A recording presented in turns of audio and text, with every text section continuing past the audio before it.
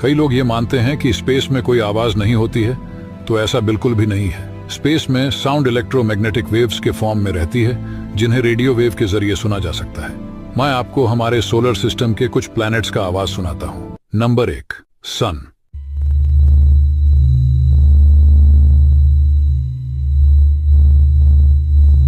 Number 2, Venus.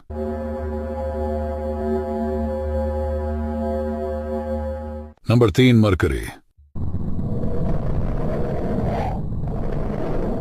Number 4, पृथ्वी।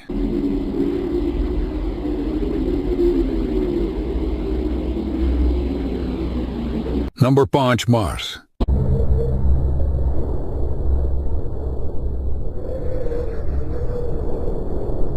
और अगर आप लोगों को इन सब चीजों में दिलचस्पी है तो हमें फॉलो जरूर करें।